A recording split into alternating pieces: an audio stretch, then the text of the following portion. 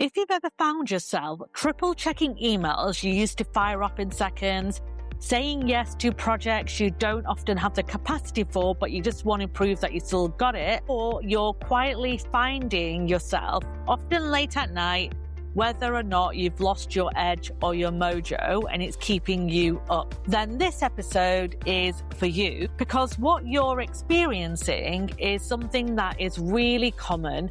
And it's often a pattern of behaviour that not many people see in themselves until someone calls it out. And this episode is about confidence erosion spiral. And it's what I call it in my brand new book, Decoding Confidence. And today, in this episode, I am going to show you how to spot it in yourself, what happens when you're going through the erosion spiral, and most importantly, 5 practical things that you can do this week to break out of it. So settle in, because this one is an important episode. Hello and welcome back to Decoding Confidence. I'm Advita Patel, and this is a podcast where I unpick what confidence actually looks like in real workplaces, with real leaders, with real problems, and a lot less of the LinkedIn perfect performance that we often see. As of this week, my book, Decoding Confidence, The 7 Habits of Confident Leaders, has been out for 2 weeks. And of all the chapters that are in there, one section that generates the most commentary and the most questions for me is the topic that I'm going to talk about today. And if by the end of this episode, you find yourself nodding along, I want you to remember that you're not alone, which is why we're going to spend most of this episode on what we're actually going to do about this erosion spiral. So what is this erosion spiral? I want to start off with a story with somebody that I used to work with called Maya. Maya was a marketing director at a pretty large global manufacturing company.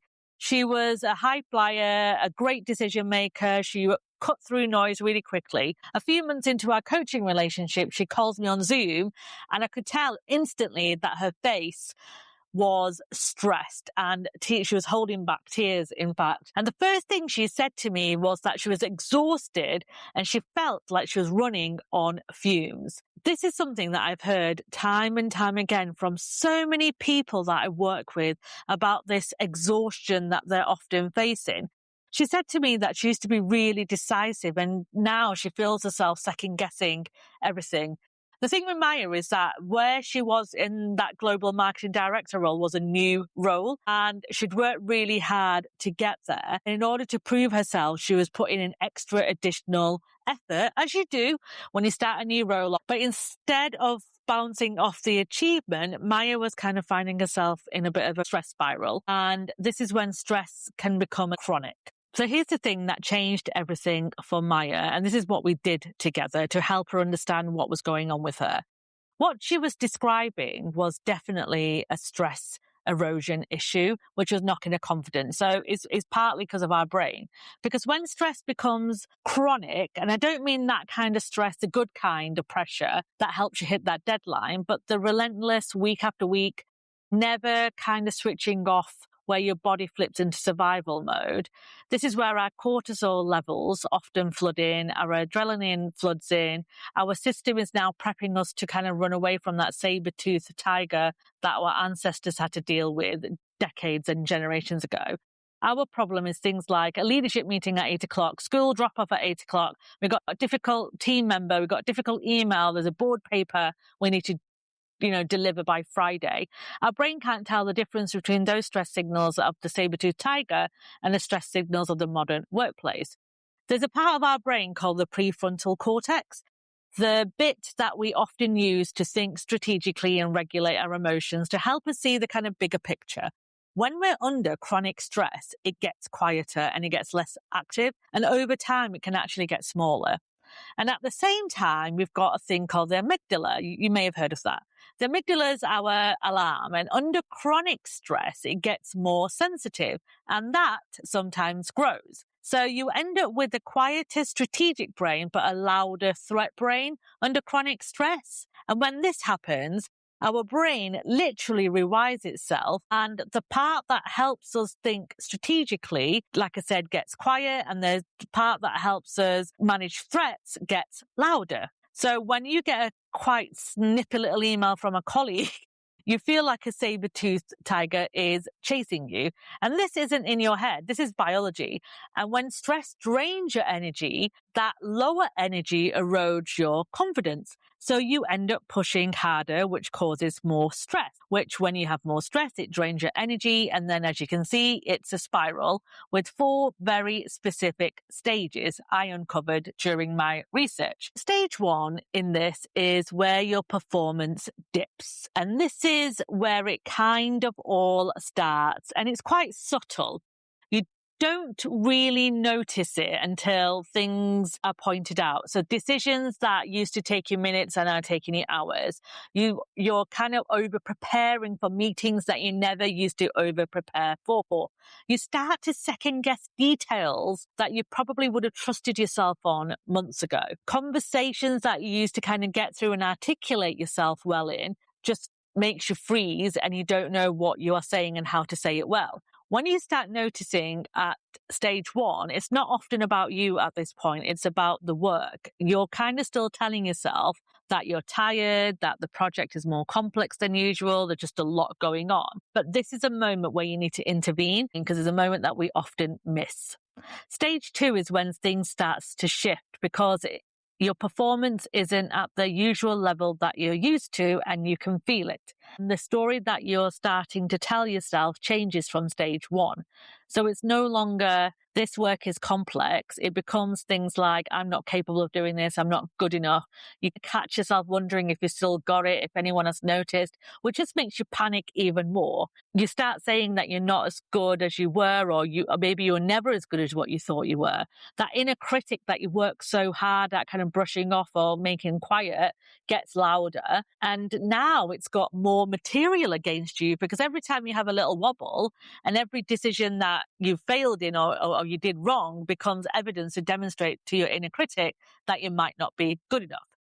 Now, this is the moment a performance issue starts to become a bit of an identity issue. And once you see this, it can become a bit harder to interrupt, which then takes us into stage 3, which is overcompensation. Now, stage 3 is where it starts to get a bit dangerous because stage 3 can look a bit like a dedication. To silence the self-doubt you're facing and to prove that you are still capable, you do what many high performers always do. You start to work harder. You stay later, you take on more projects, you say yes to things, you go to do that speaking opportunity, you do that favor, you do the side bit of work that no one else has capacity for, and then you spend the entire weekend and after work catching up. From the outside, it can look like you're really committed and really driven and indispensable.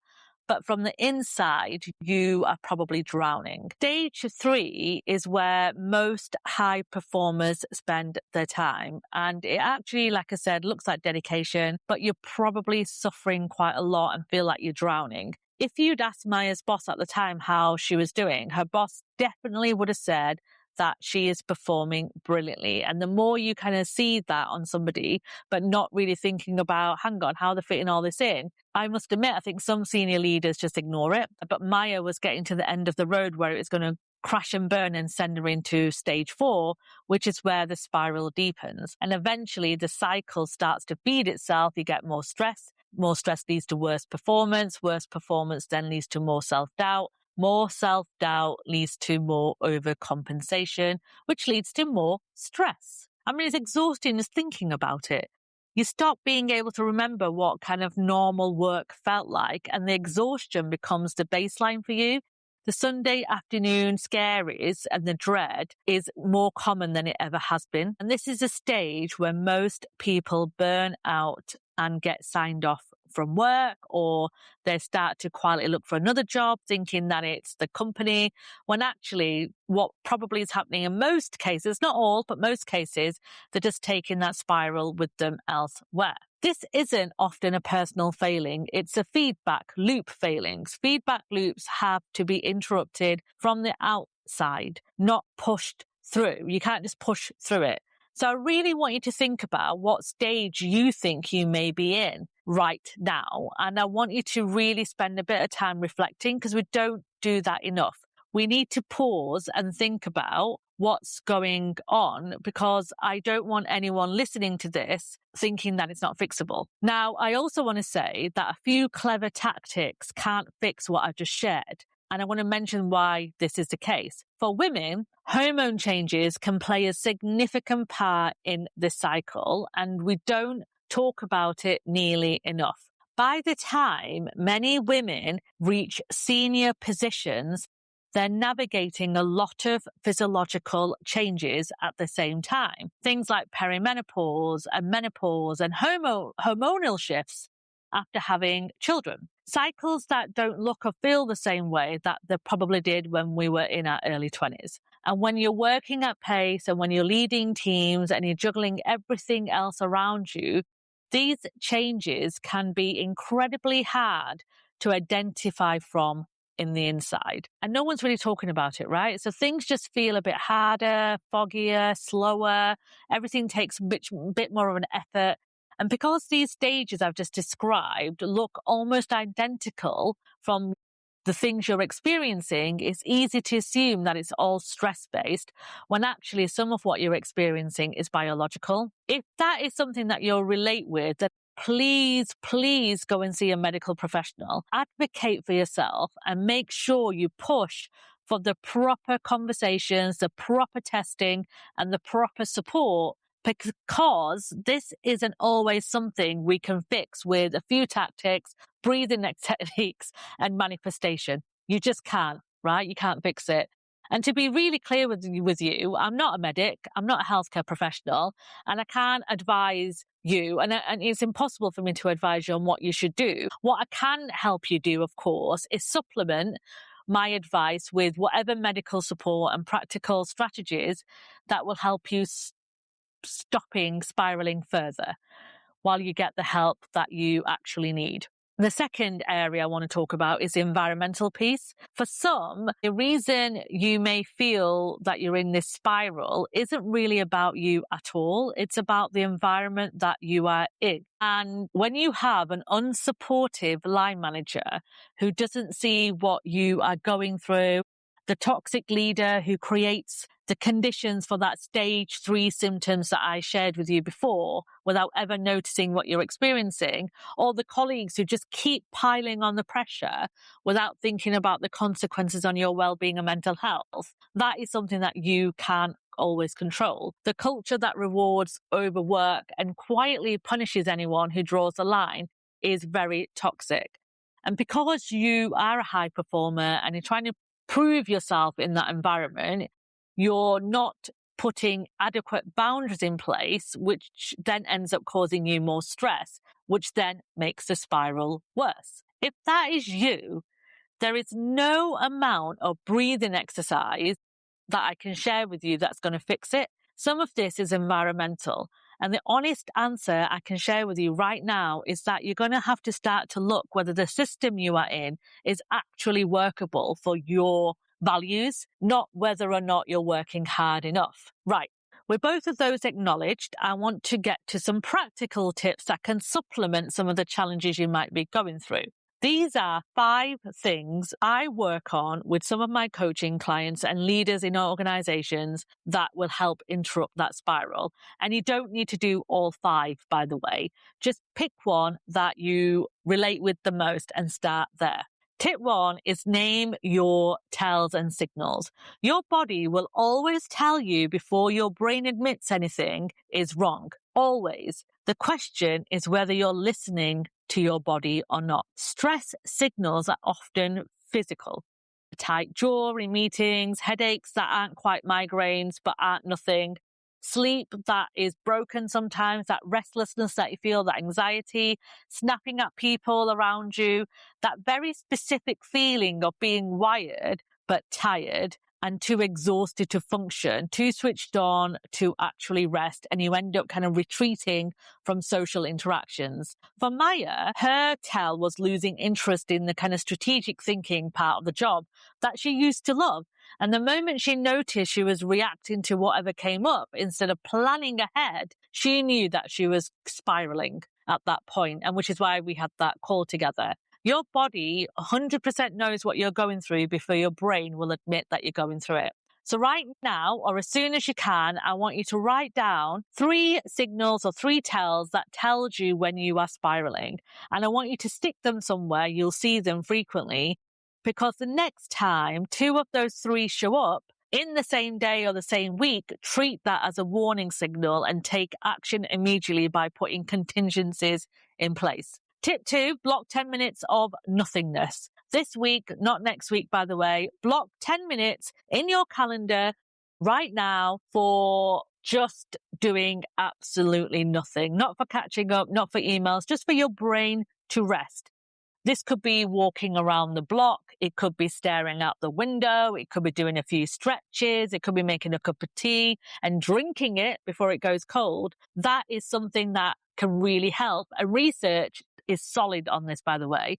There's some work, I'm going to link it in the show notes, that shows that small, regular recovery beats occasional big resets every single time. Most leaders wait for the weekend, and by then it's too late. Your nervous system needs micro recovery throughout the week, not one big crash at the end of it, because it just doesn't work. It's constantly just up and down.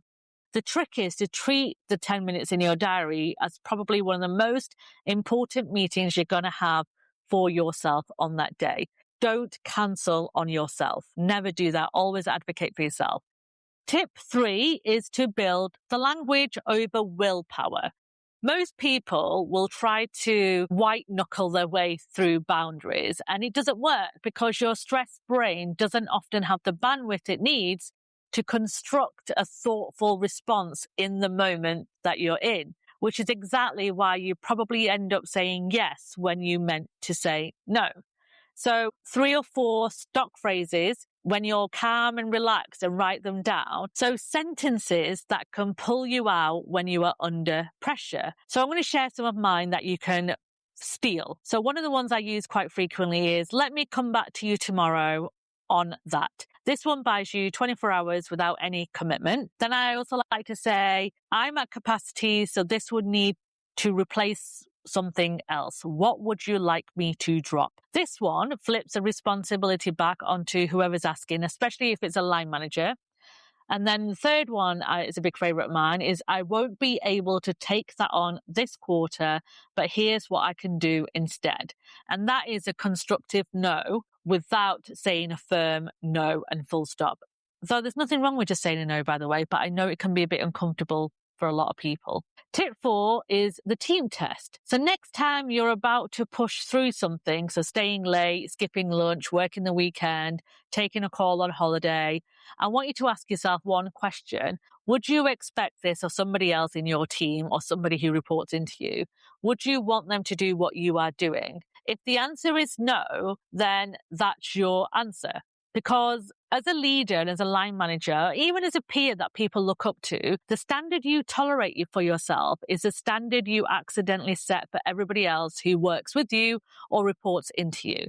The team is often watching how you work, not what you say about work. If you're emailing at 10 o'clock at night, they will think that 10 p.m. emails are part of the job. If you're cancelling holidays, they probably won't book theirs, because you generally follow people who inspire you or people that you admire or people that you report into. If you're skipping lunch, they will. So the kindest thing you can do as someone that people look up to, a senior leader, a line manager, people manager, is model what good well-being looks like and put boundaries in place. Now, tip 5 is about auditing your decisions, not your time. And this was a game changer for me because I am a time audit person. It's really powerful, and it is something that a lot of people skip because it can be quite difficult to do. Most leaders tend to track where their time goes. Far fewer track where their decisions go. So for 1 week, I want you to jot down the decisions that drain you the most. Not the decisions that took you the longest to make, but the ones that drained your energy rather than leaving you more energized. And there is a difference, and you'll start to spot patterns always. Very often, the issue isn't the quality of the work. It's that you're being asked to make decisions you probably don't have the information for or the authority for, by the way. Someone else should be making these decisions because they escalate to you, though, because escalating is easier than thinking about it themselves. And it's really common, and it's more common than we think it is. The fix isn't more time, it's making sure there's clear accountability and ownership, and who actually owns that decision. What information do you need to make that decision easier to make? And could a clearer framework take that decision off your plate completely next time? So I want you to remember, you're not exhausted because you have too much to do sometimes. You're often exhausted because you're making too many decisions that probably weren't your decisions to make, and people are just delegated to you because it's easier. And that single realization, in my own personal experience, transforms how you work more than most things. Because you can make all the decisions in the world if it energizes you and it makes you feel good. But if you're making decisions that are not your decisions to make and it's draining you, that's a problem. Right. Those are the 5 tips. There's lots there that I've shared.